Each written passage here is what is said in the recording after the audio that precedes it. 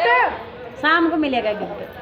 शाम को चुप हो जाओ, सोच के बताएगी क्या देगी। पैसे है कोई पैसे भी नहीं आती है पता नहीं। नीलम दीदी अरिंद व्यक्ति से हमें 3 सूत्र मिले। पहले में दया मांगना कहना इसी महेश्वर आप मेरे गुरु में आपकी शिक्षा मुझ शिक्षा पर दया कीजिए। दया कीजिए बाबा, इतनी दया कीजिए बाबा कि मैं अपना परिवार चला सकूँ, अपना आपका भी काम कर सकूँ, अपने बच्चों को अच्छे संस्कार दे सकूँ बाबा, इतनी दया कीजिए।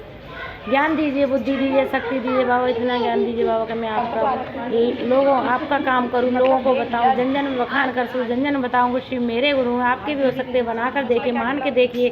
देवों के देव महादेव महाकाल हैं, जगत पिता जगत परमेश्वर, दीन दाता है, भाग्य विधाता है, सबकी सुनते हैं, आपकी भी सुनेंगे। आप उनका काम करोगे तो आपका अवश्य काम करेंगे, लेकिन आपको करना होगा, करोगे तभी जानोगे।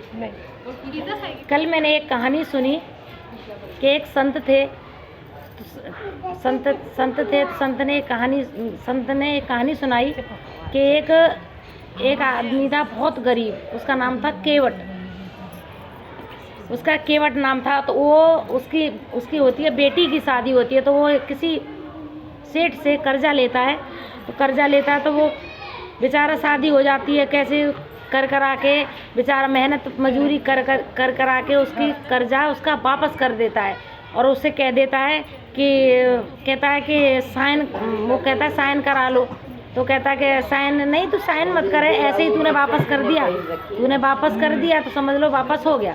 तो वो कहता है कि नहीं मेरे को ध्यान नहीं रहेगा, तुम साइन करा लो। तो साइन करा लेता है, लेकिन वो साइन करा देता है, साइन करा के वो ऐसी जगह रख देता है, और उसके मन में लालच आ गया सेठ के। तो सेठ के मन में लालच आ गया, तो वो कहता है दोबारा साल 6 महीना हो जाता, तो कहता है कि मेरा कर्जा वापस कर। तो वो कहता है कि सेठ जी मैंने तो कर्जा आपका वापस कर दिया था। तो वो कहता है कि कब करा था तूने, कौन सा गवाह था तो तूने मेरा कर्जा वापस कर दिया। तो कि कर्जा सेठ गवाह तो कोई नहीं था, लेकिन मेरे रघुनाथ जी गवाह थे। रघुनाथ जी गवाह थे, कौन रघुनाथ जी, बुला के ला कौन सा रघुनाथ जी गवाह था। और मैंने पर्ची दी थी, पर्ची पर तुमने करवाए थे साइन, तो वो पर्ची तो खो गई, पर्ची वर्ची नहीं दी तूने मुझे। ठीक है, अब राजा के पास गए, वो पहुंचा राजा के पास, राजा के पास गया, तो राजा ने कहा कि सेठ बोला कि ये मजदूर है और मेरा इसका नाम केवट है, ये मेरा पैसा वापस नहीं कर रहा है, इसने बेटी की शादी में वापस लिया था, कर्जा लिया था मेरे से। तो वो कहता है कि तूने कब, कि मैंने कैसा, तू राजा कहता है कि तूने वापस कर दिया।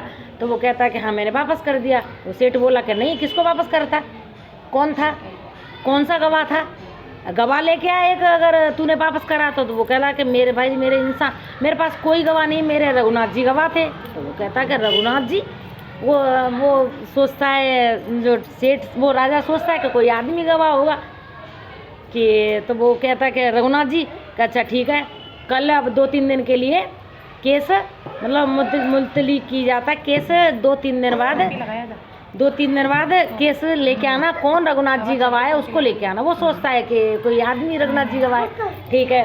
तो 2-3 दिन बाद आता है वो, अब वो आता है कि अब वो ऐसे ही वो जज चिल्लाता है, तो वो कहता है कि रघुनाथ जी हाजिर हो, रघुनाथ जी हाजिर हो।